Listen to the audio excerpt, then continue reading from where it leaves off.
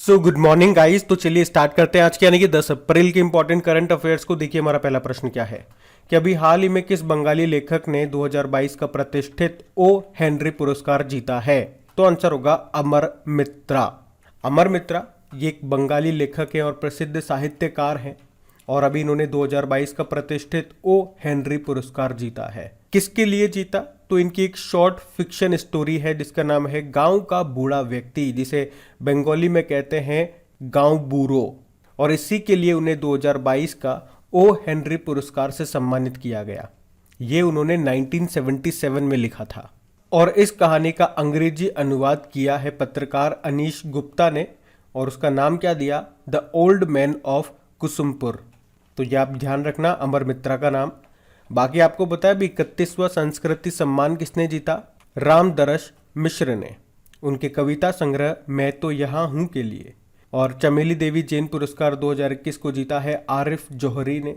2022 का सुभाष चंद्र बोस आपदा प्रबंधन पुरस्कार जीता है विनोद शर्मा ने। चलो कमेंट बॉक्स में टाइप करके बताओ 31वां जीडी बिरला पुरस्कार किसने जीता है। हम बढ़ते हैं आगे।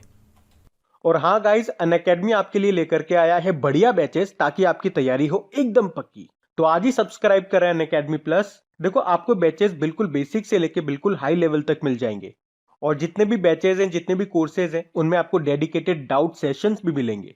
तो ये एक ऐसा मौका है जहां पे आप एडुकेटर्स के साथ लाइव इंटरेक्ट करके अपने डाउट्स को क्लियर कर सकते हैं। और इसी सब्सक्रिप्शन में आपको मॉक टेस्ट भी मिलेंगे डिटेल्ड एनालिसिस और एक्सप्लेनेशन के साथ। तो अगर आप बैंक एग्जाम की तैयारी कर रहे हैं तो ये सही मौका है इस अपॉर्चुनिटी का लाभ उठाने का। और देखिए जितने भी अपकमिंग बैचेस हैं उनकी लिस्ट आपको स्क्रीन पर दिख रही होगी। और हाँ, सबसे इंपॉर्टेंट बात, जल्दी प्लस सब्सक्रिप्शन की फीस बढ़ा दी जाएगी। और हाँ, बिना कोई वक्त जाया कीजिए सब्सक्राइब करें अनअकैडमी प्लस पर और इस मौके का फायदा उठाएं। तो करना क्या है, बेसिकली बिना कोई देरी किए जाइए और अनअकैडमी प्लस का सब्सक्रिप्शन ले लीजिए। और हाँ, सबसे इंपॉर्टेंट बात, मेरा कोड इस्तेमाल करना मत भूलिएगा। कौन सा? क्रैक एग्जाम 10, क्योंकि इसे यूज करते ही आपको 10% का इंस्टेंट डिस्काउंट मिल जाएगा, आपकी फीस कम हो जाएगी। तो जितने भी इंपॉर्टेंट लिंक्स हैं आपको नीचे डिस्क्रिप्शन में मिल जाएंगे, वहां जाकर के आप इसे चेक कर सकते हैं और इनका फायदा उठा सकते हैं। तो आपका अगला प्रश्न है कि अभी हाल ही में नॉट जस्ट नाइट वॉचमैन इस बुक को किसने लिखा है? विनोद राय ने। तो 2017 में पूर्व कैग यानी कि नियंत्रक और महालेखा परीक्षक कंट्रोलर एंड ऑडिटर जनरल थे विनोद राय, जिन्होंने ये बुक लिखी है जिसका नाम है not just night watchman my innings with BCCI. अच्छा, बीसीसीआई के पहले मुख्य प्रशासनिक अधिकारी कौन थे? रत्नाकर शेट्टी। अभी उनकी आत्मकथा आई थी जिसका नाम है on board my years in BCCI. बाकी बिरसा मुंडा जनजाति नायक, इस बुक को किसने लिखा? आलोक चक्रवाल ने। क्वीन ऑफ फायर पार्क नाम की बुक को लिखा देविका रंगाचारी ने और बरगंडी विंटर्स को लिखा प्रणय पाटिल ने। तो ध्यान रखना, ये बढ़ते आगे।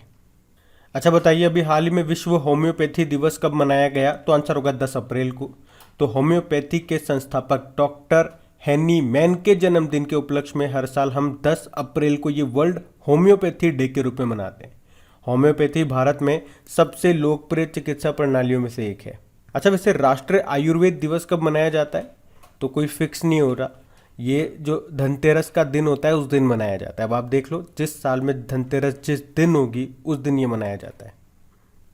अच्छा, अगर हम लोग बात करें अभी अप्रैल में कौन कौन से डे मनाए गए, तो देखो 1 अप्रैल को उत्कल दिवस मनाया था, 2 अप्रैल को वर्ल्ड ऑटिज्म अवेयरनेस डे मनाया, 2 अप्रैल को ही अंतर्राष्ट्रीय बाल पुस्तक दिवस मनाया, 4 अप्रैल खान जागरूकता और खदान कार्य में सहायता के लिए अंतर्राष्ट्रीय दिवस मनाया, 5 अप्रैल को राष्ट्रीय समुद्र दिवस मनाया, 5 अप्रैल को अंतर्राष्ट्रीय अंतरात्मा दिवस भी होता है, इंटरनेशनल डे ऑफ कॉन्साइंस, 6 अप्रैल को इंटरनेशनल स्पोर्ट्स डे मनाया, 7 अप्रैल को वर्ल्ड हेल्थ डे मनाया और अभी हमने देखा 10 अप्रैल को विश्व होम्योपैथी दिवस मना रहे हैं। तो ये ध्यान रखना, बढ़ते आगे।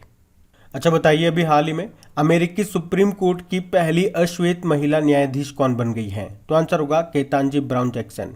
और डेली करंट अफेयर्स अगर आप लोग देखते होंगे तो हम लोगों ने पढ़ा था जब वहां के राष्ट्रपति जो बाइडेन ने इसकी घोषणा की थी और अभी फाइनली इन्हें अपॉइंट कर दिया। तो एक बार फिर से मैं आपको बता रहा हूं क्योंकि प्रश्न इंपॉर्टेंट है कि अमेरिकी सुप्रीम कोर्ट की पहली अश्वेत महिला न्यायाधीश जज कौन चुनी गई? तो आंसर होगा केतांजी ब्राउन जैक्सन। तो इनका नाम आप याद रखना। बाकी देखो कुछ इंपॉर्टेंट नाम बताऊंगा, अब मैं ध्यान से सुनना।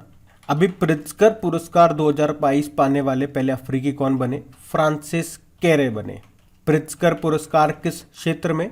वास्तुकला, आर्किटेक्चर में दिया जाता है। और अमेरिकी सिक्के पर दिखाई देने वाली पहली अश्वेत महिला कौन बनी? माया एंजेलो बनी। और वर्ल्ड ट्रेड ऑर्गेनाइजेशन की पहली महिला डायरेक्टर जनरल कौन बनी? नागोजी ओंकाजा इवेला। ये कहाँ से हैं? ये नाइजीरिया से हैं। तो इस प्रश्न में 4 इंपॉर्टेंट नाम, बहुत ज़्यादा इंपॉर्टेंट नाम मैंने आपको बताए। एक तो केतानजी ब्राउन जैक्सन का, एक फ्रांसिस कैरे का, एक माया एंजेलो और एक नागोजी ओंकाजा इवेला का। तो ये चारों के चारों आपको याद रखने हैं। अब एक प्रश्न का उत्तर आप देते जाओ। पाकिस्तान की पहली महिला अभी जज बनी थी सुप्रीम कोर्ट में, उनका नाम क्या है? हम बढ़ते आगे।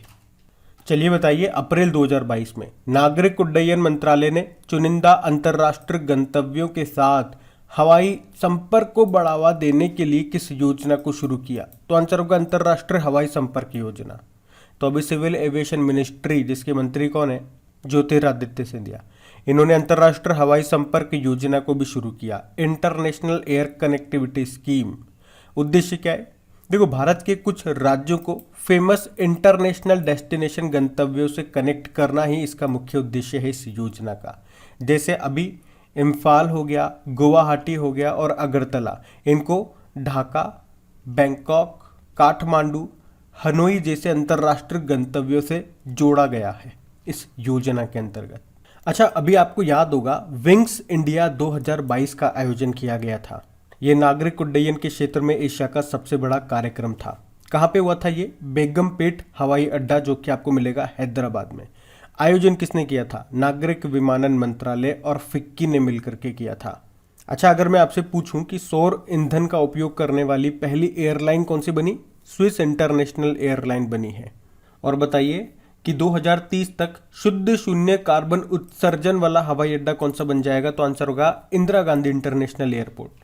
और मैं अभी आपसे पूछूं कि अफगानिस्तान से भारतीयों को वापस भारत लाने के लिए कौन सा ऑपरेशन चलाया था? तो आंसर होगा ऑपरेशन देवी शक्ति। और उसी तरह से यूक्रेन में कौन सा ऑपरेशन चलाया था भारतीय छात्रों को लाने के लिए? तो ऑपरेशन गंगा। याद रखना। बढ़ते आगे। अच्छा बताइए, अभी हाल ही में किसने 11वीं DGC ladies open amateur golf championship को जीत लिया? तो आंसर होगा रिया जादौन ने। तो 13 साल की हैं ये रिया जादौन, जिन्होंने अभी DGC ladies open amateur golf championship 2022 के 11वें सीजन को जीत लिया है। इसमें इन्होंने किनको हराया? इनकी ही बहन लावण्या जादौन को हराया। अच्छा, अदिति अशोक का नाम याद रखना, ये गोल्फर है, पहले तो ये याद रखो। अभी हुंडई मोटर की ये ब्रांड एम्बेसडर बनी थी। और US के जो एक महान गोल्फ प्लेयर हैं टाइगर वुड्स, अभी कुछ समय पहले की बात है, इन्हें world golf hall of fame में शामिल किया गया था। बढ़ते आगे। चलिए बताइए, अभी हाल ही में भारतीय विमानन प्राधिकरण एयरपोर्ट अथॉरिटी ऑफ इंडिया ने कौन सी योजना शुरू की? तो आंसर होगा अवसर। तो अभी एयरपोर्ट अथॉरिटी ऑफ इंडिया ने महिलाओं, कारीगरों और शिल्पकारों की प्रतिभा को प्रोत्साहित करने और उन्हें सही अवसर प्रदान करने के लिए ये अवसर नाम से एक पहल को शुरू की है। अवसर का फुल फॉर्म हो गया airport as venue for skilled artisans of region, मतलब क्षेत्र के कुशल कारीगरों के लिए स्थान के रूप में हवाई अड्डा। तो इसमें क्या होगा? तो एयरपोर्ट अथॉरिटी ऑफ इंडिया हर हवाई अड्डे पर 100 से लेके 200 वर्ग फुट क्षेत्र, जो सेल्फ हेल्प ग्रुप्स होते हैं, स्वयंसेवी समूह, उनको बारी बारी से 15 दिनों की अवधि के लिए वो जगह देगा, जहां वो अपने उत्पादों का, अपने प्रोडक्ट्स का प्रदर्शन कर सकेंगे। वैसे नागरिक उड्डयन मंत्री आपको बताया है ज्योतिरादित्य सिंधिया है। और एयरपोर्ट अथॉरिटी ऑफ इंडिया, इसकी स्थापना होती है 1995 में, हेडक्वार्टर नई दिल्ली में है और इसके अध्यक्ष हैं संजीव कुमार। तो याद रखना। बढ़ते आगे। अच्छा बताइए, अभी हाल ही में कहाँ पे आर्टिफिशियल इंटेलिजेंस और प्रोग्रामिंग सेंटर का उद्घाटन कहाँ पे किया गया? तो आंसर होगा झुंझुनू में। झुंझुनू ये राजस्थान में है। तो भारत के जो रक्षा सचिव हैं कौन? डॉक्टर अजय कुमार, उन्होंने राजस्थान के झुंझुनू में जो सैनिक स्कूल है वहाँ पर आर्टिफिशियल इंटेलिजेंस और प्रोग्रामिंग सेंटर का उद्घाटन किया है। आपको बता दूं 2018 में स्थापित ये देश का 27वां सैनिक स्कूल था। और अभी यहाँ पे आर्टिफिशियल इंटेलिजेंस और प्रोग्रामिंग सेंटर का उद्घाटन किया किसने? हमारे रक्षा सचिव ने, डॉक्टर अजय कुमार वो हैं। अच्छा, रक्षा विश्वविद्यालय की आधारशिला ये कहाँ पे रखी गई? तो आंसर होगा गुजरात में। और अभी आपको राजस्थान में बता दूं कि दुर्गा नाम से तेल के कुएं की खोज की गई? कहाँ पे? बाड़मेर राजस्थान में। किसने की? वेदांता ग्रुप की कंपनी है केयर्न ऑयल एंड गैस ने। तो ये भी आप ध्यान रखना। बढ़ते आगे।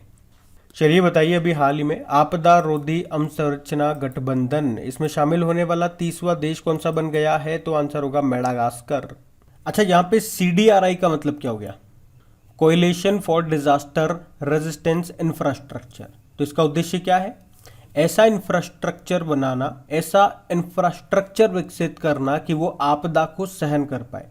जैसे कि ऐसा घर बनाया जाना चाहिए जो कि भूकंप को रोक ले, ऐसा पुल बनाया जाना चाहिए जो कि बाढ़ को, तूफान को सहन कर सके। वैसे आपको बता दूं, इसकी शुरुआत 2019 में प्रधानमंत्री नरेंद्र मोदी ने की थी। अब तक इसमें टोटल 30 देश शामिल हो चुके हैं और अभी 30वां बना है ये मेडागास्कर। मेडागास्कर ये ईस्ट अफ्रीकन देश है जिसकी कैपिटल क्या है? एंटानानारियो।